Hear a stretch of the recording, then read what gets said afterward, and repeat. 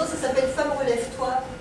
Et à la fin, on va chanter Église, relève-toi. Parce qu'on est dans un temps où l'Église a en fait pas pris sa place et où on a laissé les gens aller chez les guérisseurs, on a laissé les gens faire des pactes parce qu'ils ne savaient plus où aller. Et je crois que c'est le temps maintenant de manifester notre autorité et d'aller aider les gens.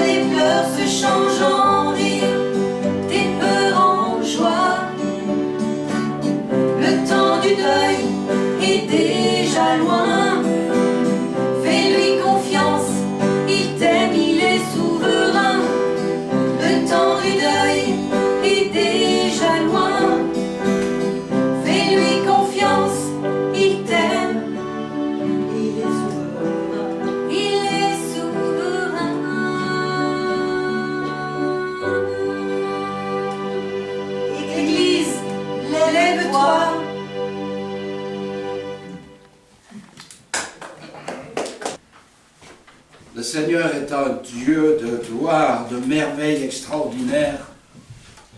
Et nous aimons nous retrouver pour le louer, pour le bénir, pour le glorifier, pour reconnaître sa seigneurie en toutes choses.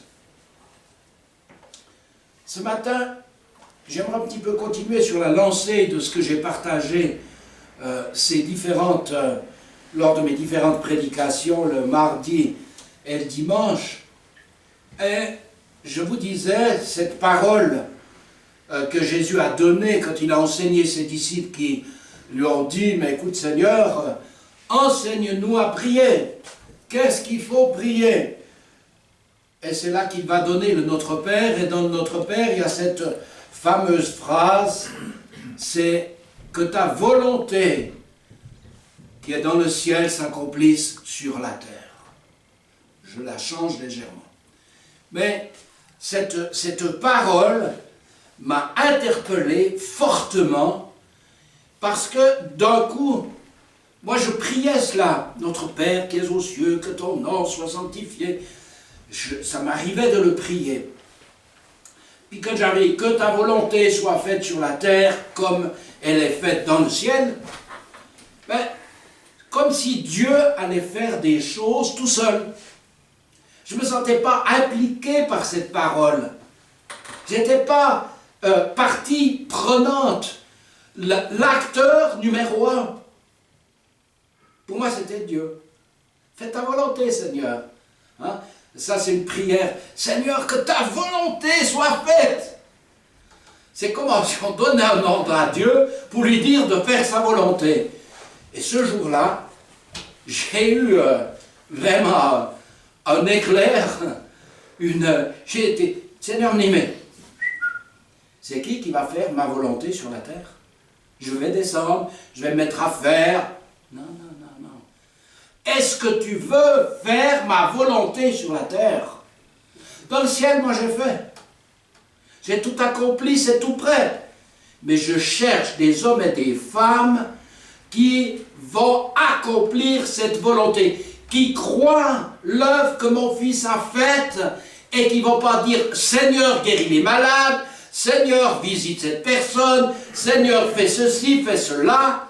Ils ne vont plus avoir ce langage-là, mais ils vont dire « Seigneur, je suis prêt, envoie-moi, envoie-moi ». Il y a un malade, Dieu ne va pas descendre du ciel pour le toucher. C'est vous qui allez le toucher. C'est vous qui allez poser votre main sur le malade. C'est vous qui allez prononcer la parole de la foi sur cette personne.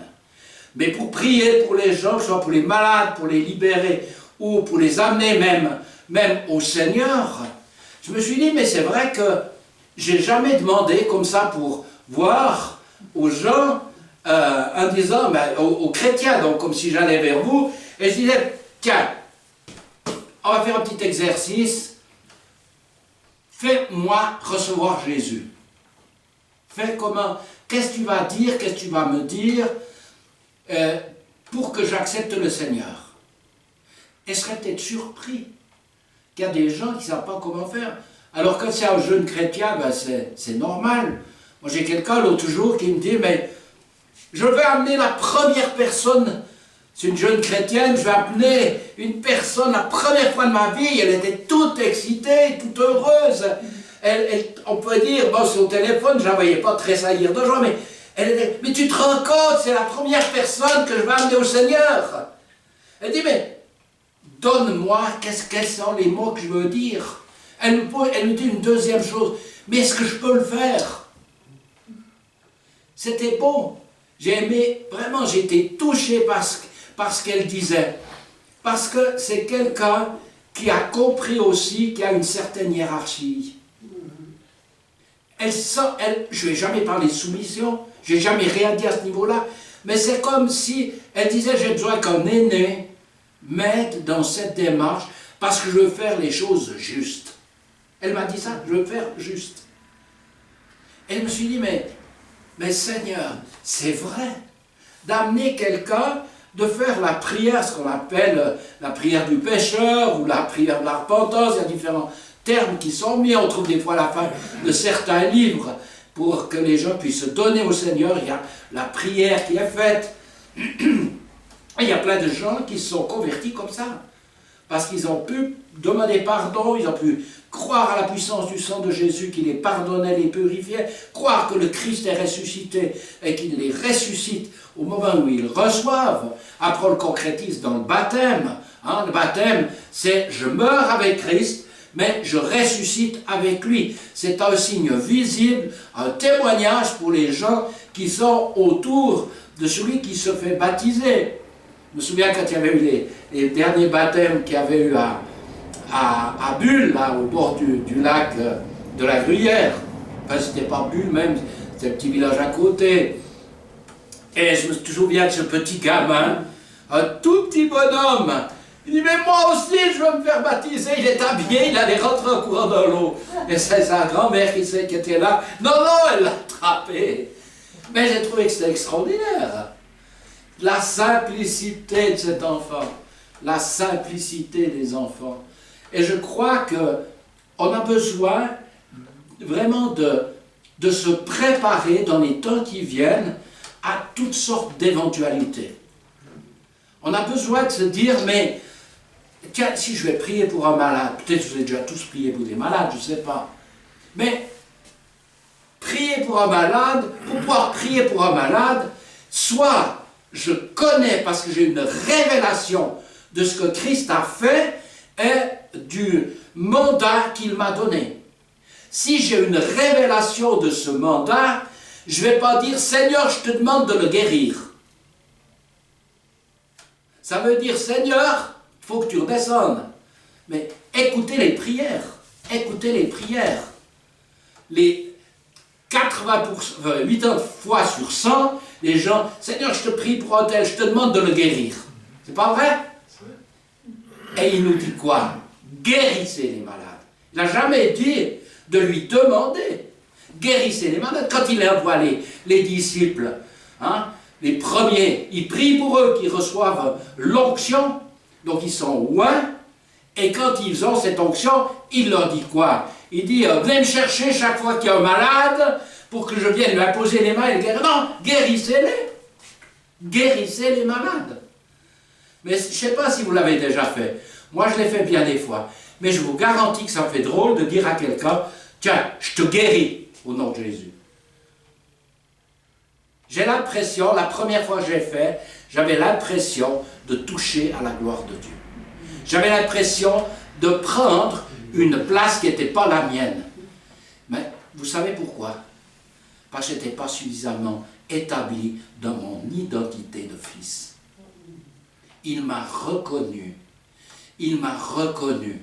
On en avait parlé il y a quelques messages, hein, comme quand quelqu'un, un jeune homme, arrive à maturité et que son père lui donne cette bénédiction et qui va pouvoir faire les choses exactement comme si c'était son père qui le faisait. Mais il ne va pas demander à son père, il va le faire. Mais pour pouvoir le faire, j'ai besoin d'avoir une révélation. J'ai besoin que Dieu me révèle, j'ai dû déjà vous le dire, mais comme je venais d'une assemblée d'arbistes où on ne priait pas pour les malades, ce qu'on faisait, c'est qu'on disait « Seigneur, souviens-toi des malades » ou « Seigneur, si c'est ta volonté, eh bien, touche le frère un tel ou un tel. » On se lave les mains, c'est pas nous qu'on prend la responsabilité, s'il n'est pas guéri, c'est que Dieu ne veut pas, point barre. Ça ne nous engage à rien. On n'a pas besoin de la foi pour ça. Du Seigneur, débrouille-toi avec lui. Mais, le jour où j'ai dû commencer de prêcher et de prier pour les malades, l'enseignement que j'avais eu, il était en moi. Même que j'étais petit, puis pendant des années, j'avais tout envoyé valdinguer, mais cet enseignement, il était encore ancré en moi. Et j'étais dans le doute quand je vais prier pour les gens. Je ne savais pas s'il fallait dire « Seigneur, si c'est ta volonté ». Et j'étais comme ça dans un conflit. Et je priais. J'ai dit « Seigneur, il faut que tu me parles, il faut que tu me révèles ». Et je ne lâchais pas, un peu comme Jacob. Hein, je n'ai pas la prétention d'être Jacob, mais j'ai dit, Seigneur, j'ai besoin. Et je priais, je passais des heures dans la prière, je le cherchais. Je disais, mais Seigneur, comment faire? J'aimerais enlever tous ces trucs que j'ai, parce que j'avais lu Ésaïe 53, Matthieu 8, Pierre 2, 24. Je connaissais ces textes. Mais il y avait cet autre côté. Ce qu'on m'avait dit, parce qu'on prenait certains versets que... Hein, on peut les tourner comme on veut. Et j'étais là. Et un jour, Dieu m'a parlé. Dieu m'a ouvert les yeux. J'ai été comme transporté au pied de la croix de Jésus. Et j'étais là, à ses pieds. Il y avait la croix qui était devant moi. Mais je pouvais voir que les pieds, presque le dessous des pieds. Je ne voyais même pas le clou qui avait cloué ses pieds. Et puis je voyais, il y avait les deux autres croix. Et j'étais avec les anciens de l'église d'Arbiste de mon enfance. Et puis, j'étais là, et puis je me tourne vers eux. Je lui dis, oui, mais il y a Trophime qui est resté malade à Mier. Il y a, comment il s'appelle ah oui, Timothée. Timothée, il avait des problèmes d'estomac. Paul lui dit, bois un petit coup, ça te fera du bien pour ton estomac. Et puis, j'avais comme ça, Paul, il avait une écharde. On m'avait dit que c'était une maladie. On m'avait dit que c'était une maladie. Il a réussi à ressusciter des morts, pensait qu'une maladie, c'était ça l'écharpe de Paul. Hein, il faudrait être un peu cinglé de penser ça. Non, c'est pas possible. Il est dit, c'est un ange de Satan qui venait lui taper dessus. Imaginez que Dieu dit à Satan, vas-y, va casser la gueule à à Paul. Non mais on prendrait Dieu pour qui? Il jouerait sur les deux tableaux? Non, Dieu n'est pas comme ça. Il est amour. Et jamais. Mais Paul a dû avoir la révélation vraiment de la grâce encore à un autre niveau que ce qu'il avait reçu et qu'il avait enseigné. Mais je suis là, donc, dans cette situation, et d'un coup, j'entends la parole de Jésus. C'était comme un coup de canon, un coup de fusil. J'ai tout accompli, oui ou non? Je vous promets, j'étais pétrifié. Pétrifié. J'ai dit, mais Seigneur, mais pardon, mais imaginez que tu n'as pas tout payé, que tu n'as pas fait toute la volonté de Dieu et que tu vas aller contre ce que tu as fait. Mais j'ai vu que c'était une énormité. Et là, je vous promets que j'ai pu aller prêcher. J'ai pu aller prêcher avec assurance. Ça ne veut pas dire que je n'ai pas vu tous les malades guéris. Mais jamais, plus jamais, jamais de ma vie, je n'ai pu redire, ce n'est pas la volonté de Dieu. C'était moi qui avais un problème. C'est moi qui n'avais pas une révélation. Mais ce que Jésus avait fait, c'était parfait. La preuve, c'est que j'ai péché encore après avoir eu le Seigneur. Est-ce que je vais dire qu'il n'a pas porté mes péchés, que c'est sa volonté que je pêche, qu'il ne veut pas m'apprendre quelque chose? Qui c'est qui oserait dire ça? Là, les gens, ils n'osent pas le dire. Mais sur la maladie, parce qu'ils sont confrontés, on est confronté quand on est malade. Et moi, j'ai été assez malade au cours de ma vie pour être confronté à la maladie. Elle ne part pas comme ça. Des fois, vous priez pour quelqu'un, paf, il est guéri. Puis des fois, vous avez prié pour des gens qui ont été guéris. Et puis, vous êtes attaqué dans votre santé et vous priez et vous n'arrivez pas à voir la manifestation tout de suite de la guérison. Et ça, c'est pas facile. C'est pas facile. Moi, j'ai vu des cancers guéris, j'ai vu un homme ressuscité, j'ai vu des gens qui étaient dans des chaises roulantes se lever et marcher, j'ai vu des sourds entendre. Pas un, mais des dizaines, et j'ose pas dire des centaines, mais je dire des dizaines, c'est sûr. J'ai vu des gens qui ne pouvaient plus marcher, qui marchaient avec des bâtons et tout ça, complètement guéris, se mettent à courir, des grands-mamans, toutes vieilles, pleines de rhumatisme et tout ça. Hein? Vous connaissez aussi, parce qu'il y a une théorie qui court, d'ailleurs dans ma famille, bien, mais quand on devient vieux, c'est normal qu'on devienne malade. Alors ils prennent le texte de Paul, où Paul dit, mon extérieur se défraîchit, mais mon intérieur se renouvelle. Donc les gens tirent une conclusion, mes sœurs notamment, avaient tiré la conclusion que c'était normal que les gens vieillissent, et bien qu'on meurt de quelque chose, qu'on devient pauvre et malade. D'ailleurs, je me disais, mais le verset de notre sœur Yvette, hein, mes forces durant tant de mes jours.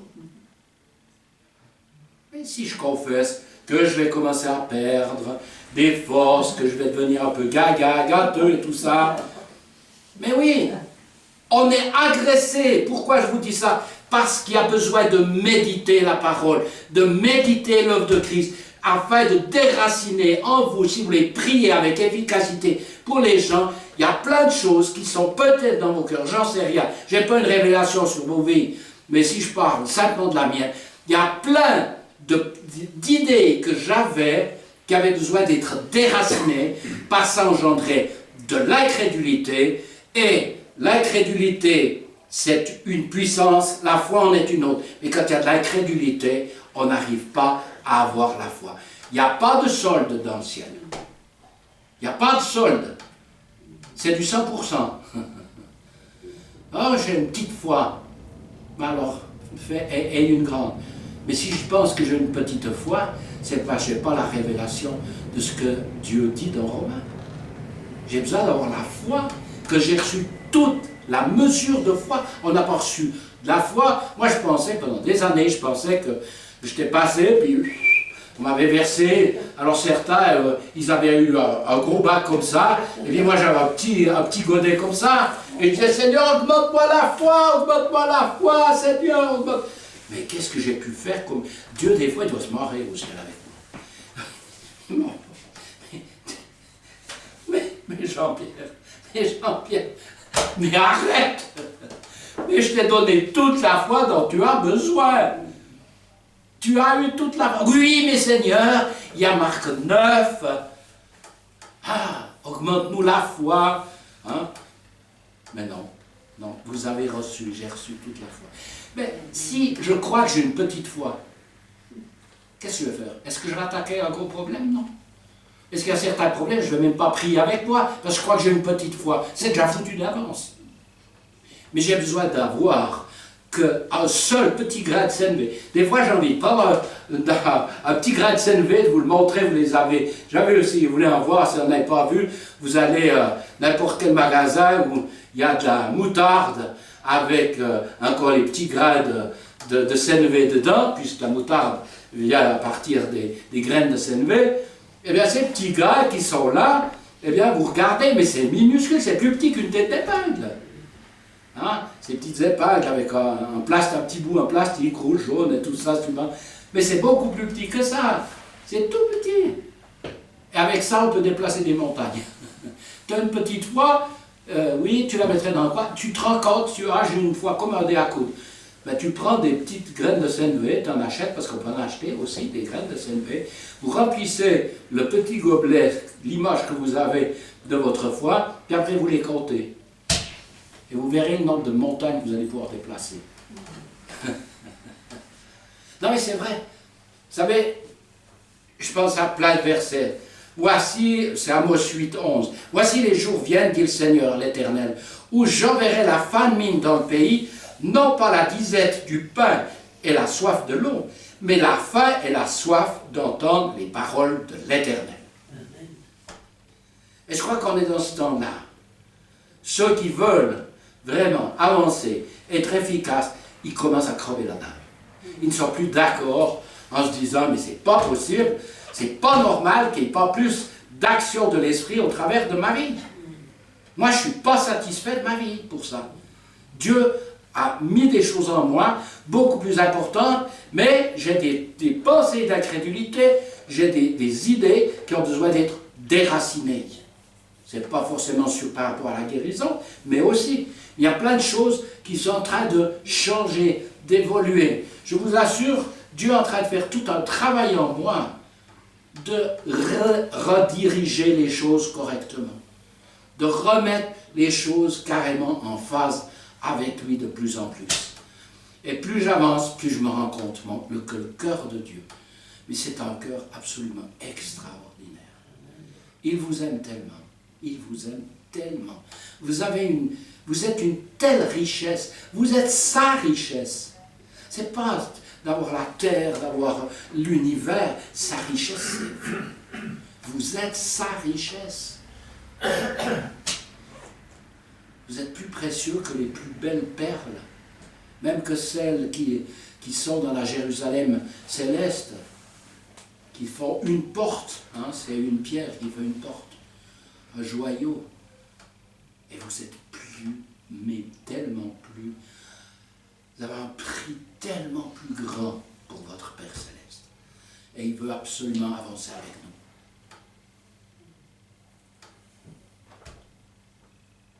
Les gens, quand Jésus, je regardais, vous savez, dans Luc 5, comme Jésus se trouvait auprès du lac de Génézareth, et que la foule se pressait autour de lui, pourquoi? Pour entendre la parole. Pour entendre la parole. Moi j'aurais dit, si on m'avait posé la question, j'aurais dit pour être guéri. Il y en a d'autres où c'est marqué. Mais très souvent c'est marqué pour entendre la parole. Parce que cette parole qui sortait de la bouche de Jésus, c'est la parole que vous allez recevoir dans la méditation de sa parole. C'est la méditation de la parole de Dieu qui va changer votre vie. Ce n'est pas la connaissance des Écritures. Vous pouvez réciter toute la Bible, la connaître par cœur. Ce qui va changer votre vie, et vous le savez aussi bien que moi, c'est la révélation de sa parole. Bon, ben le temps tourne. Ça va? Vous me suivez encore? Mais, vous savez, je suis sûr que vous serez à ma place, vous direz la même chose, mais je vous ai vraiment à cœur. Je vous ai à cœur. Plus que peut-être plus que je peux vous le dire ou essayer de vous le faire comprendre. Parce que je me rends compte que les temps qui viennent sont des temps où Dieu veut vous utiliser, mais vous allez voir des choses fabuleuses. Mais préparez-vous, préparez-vous, préparez-vous, demandez une révélation à Dieu de son œuvre, une nouvelle révélation de son œuvre, afin que vous soyez tellement convaincus. Je vous poserai la question, vous me direz, mais je suis convaincu, ça fait, moi ça fait 50 ans que je suis revenu au Seigneur, 53 ans, je peux être... Non, non, je ne parle pas de ça, de cette conviction qu'on peut répondre facilement. Parce que je suis tellement convaincu que je ne peux pas rester insensible à un malade, que ça me pousse tellement pour prier pour lui sans poser de questions. Si c'est ça, mais gloire à Dieu. Mais moi, je sais que je continue de travailler là-dessus. Ça va? Vous n'êtes pas plombé, non? Seigneur, je bénis mes frères et sœurs. Je bénis aussi ceux qui vont écouter ce message. Seigneur, ces quelques pensées que je leur ai données, et je prie vraiment qu'il y ait une prise de conscience. Peut-être qu'ils l'ont eu bien avant moi, mais en tout cas, moi je l'ai eu très récemment, il y a quelques jours, que c'était à moi de faire ta volonté sur la terre. Que jamais elle se ferait si je ne bouge pas. Pour faire ce que tu nous as demandé de faire, ce que tu m'as demandé de faire. Alors merci Seigneur, parce qu'on en fait déjà les uns et les autres. Mais Seigneur, tu as tellement prévu plus pour nous, que c'est génial Seigneur. On ne va pas être au chômage, bien au contraire, on va avoir de plus en plus de travail, et on se réjouit de cela Seigneur. Et je te loue Seigneur, parce que tu es le Dieu qui guérit encore aujourd'hui. Et je proclame la puissance de ta guérison sur vous, sur ceux qui écoutent, au nom de Jésus. Je sais que la puissance du sang de Jésus vous protège et vous garde, vous et vos familles. Et je le proclame sur vous. Et je le proclame sur ceux qui écoutent. Et tu relèves celui qui est abattu. Parce que tu le prends par la main. Et tu lui dis, lève-toi et marche avec moi. Au nom de Jésus. Amen. Amen. Amen. Soyez bénis.